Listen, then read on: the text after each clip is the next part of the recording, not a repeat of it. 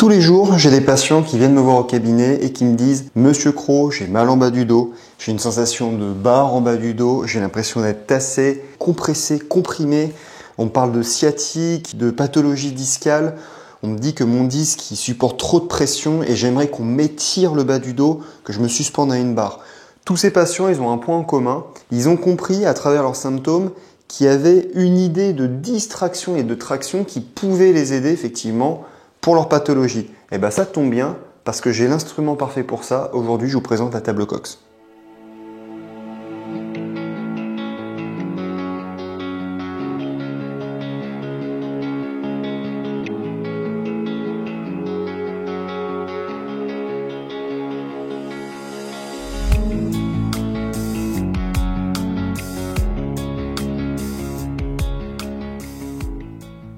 Bon, comme on est sur YouTube, je vois déjà un petit peu les commentaires.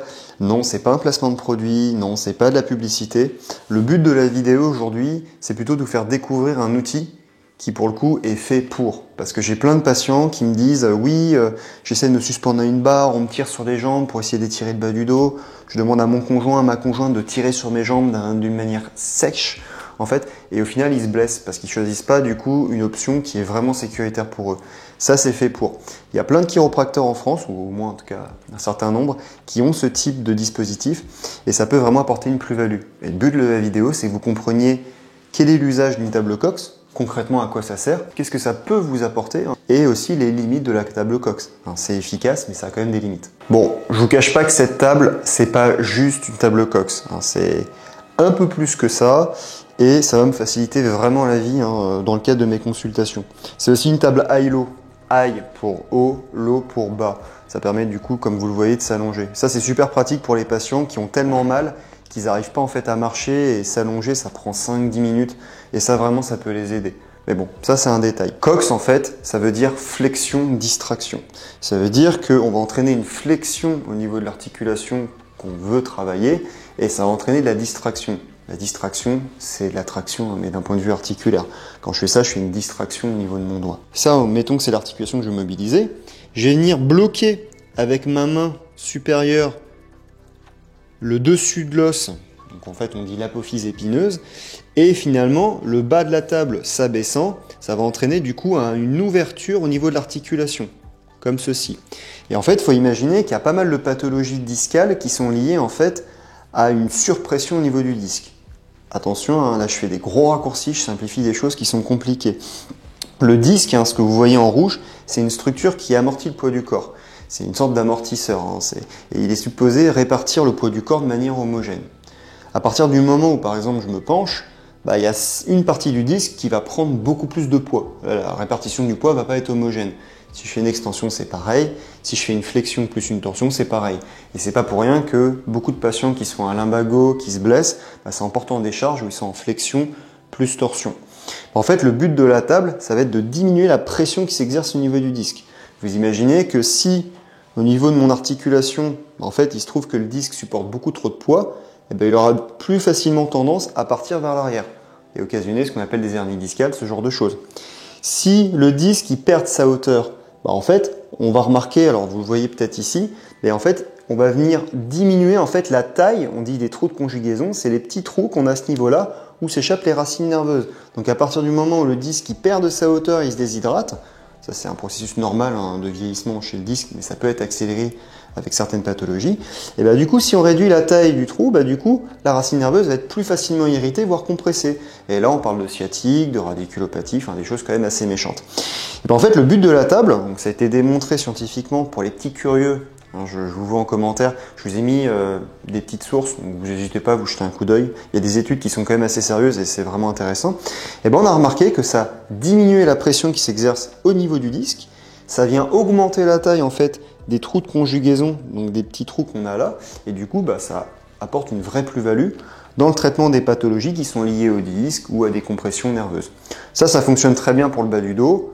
J'ai aussi l'option pour les cervicales, donc ça fonctionne aussi pour les cervicales. Attention, il y a beaucoup de patients, quand ils voient cette table-là, ils se disent « ça y est, c'est la solution à tous mes problèmes ». Alors attention, la table Cox, c'est pas la solution, c'est une partie de la solution.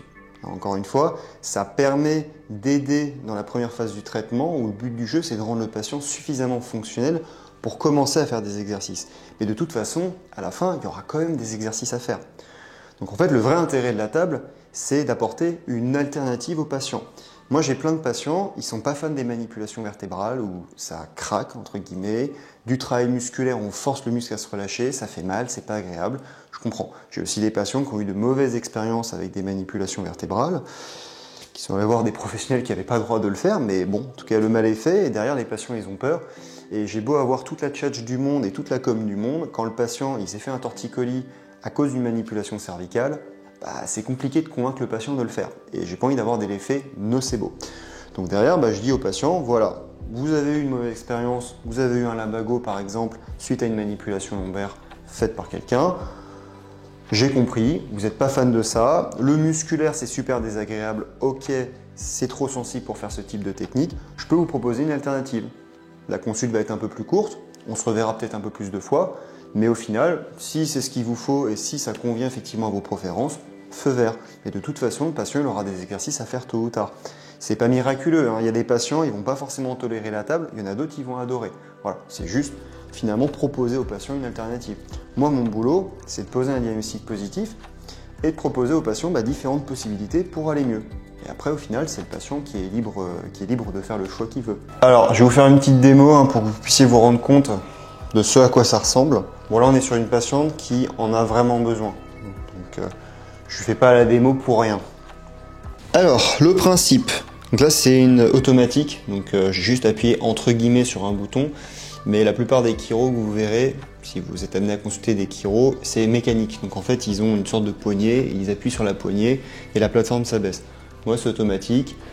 Je vais peut-être faire mon flemmard, hein. Vous jugez si vous voulez. Donc je viens prendre un petit contact, voilà, au niveau du processus épineux de L5. Je vais venir activer la table. Voilà. Et sur le principe, c'est ça.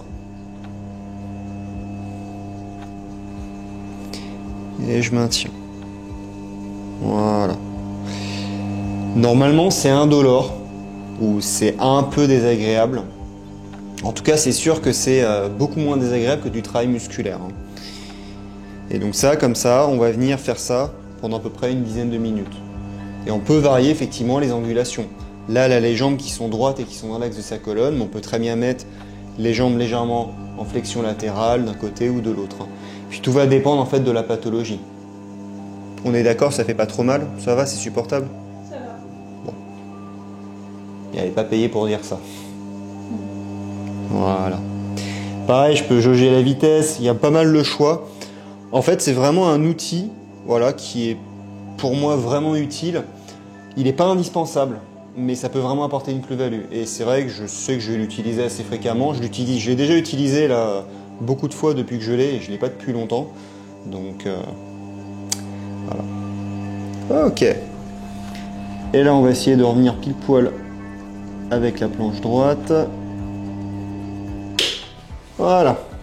Bon, en tout cas, j'espère que cette vidéo vous a plu, qu'elle vous a appris pas mal de choses, qu'elle vous a peut-être rassuré sur le protocole Cox, sur ce type de table. Il y a plein de chiro en France qui l'ont. Voilà, moi je l'ai, je suis sur Toulouse. Hein.